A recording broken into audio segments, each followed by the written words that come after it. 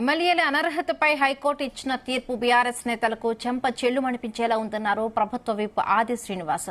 తగిన సమయంలో స్పీకర్ నిర్ణయం తీసుకోవాలని మాత్రమే న్యాయస్థానం సూచించిందన్నారు. అన్ని విషయాలు తెలిసి కూడా బీఆర్ఎస్ ఎమ్మెల్యేలు కోర్టుకు వెళ్లి దెబ్బతిన్నారని విమర్శించారు. 10 ఏళ్ల పాటు రాజ్యాంగాన్ని అపహాస్యం చేసి ఇప్పుడు సన్నాయి నొక్కులు నొక్కుతున్నారన్నారు. పార్టీలను విలీనం చేసుకుని రాజ్యాంగాన్ని కూనీ చేశారని మండిపడ్డారు. భవిష్యత్తులో బీఆర్ఎస్ ఖాళీ అవడం ఖాయమని, 5-6 తప్ప మిగిలిన ఎమ్మెల్యేలు ఆ పార్టీలో ఉండరని జోస్యం తెలిపారు.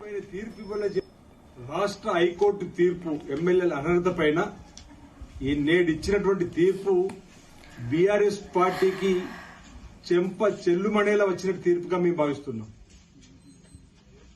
స్పీకర్ గారికి ఉన్నటువంటి విశేష అధికారాలు మేము మొదటి నుంచి చెప్తున్నాం.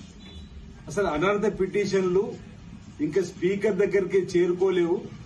అసెంబ్లీ కార్యదర్శి గారి దగ్గర ఉన్నప్పుడే ఎమ్మెల్యేలందరూ హైకోర్టుకు వెళ్లి దీనిపైన తీర్పు ఇవ్వాలని చెప్పని వెళ్తున్న క్రమంలో స్పీకర్ గారికి ఉన్నటువంటి విశేష అధికారులు ఒకసారి గుర్తు చేసినప్పటికీ కూడా కేటీఆర్ గారు ఇంతెంత ఎగురుతూ అప్పుడే ఉప ఎన్నికలు వచ్చేస్తున్నట్టుగా ఓ ఫీలింగ్ కల్పించేసి, భ్రమలు కల్పించేసి, వాళ్ళు 10 సంవత్సరాల అధికారం ఉన్నప్పుడు 60 మంది శాసనసభ్యుల్ని, శాసనమండలి సభ్యుల్ని నిర్లజ్జగా పార్టీలో చేర్చుకొని పార్టీలను కూడా వాళ్ళ పార్టీలో విలీనం చేసుకొని ఈరోజు తెలుగుదేశం పార్టీకి సంబంధించి కానీ, వైఎస్ఆర్ పార్టీకి సంబంధించిన కానీ, కాంగ్రెస్ పార్టీని కూడా విలీనం చేసుకొని ప్రజాస్వామ్యాన్ని కూని చేసినటువంటి ఈరోజు కేటీఆర్ గారు గొప్ప మాటలు, పెద్ద మాటలు, అసహించుకునేటువంటి మాటలకు ఈరోజు ఏం సమానం చెప్తారు అంటున్నాం.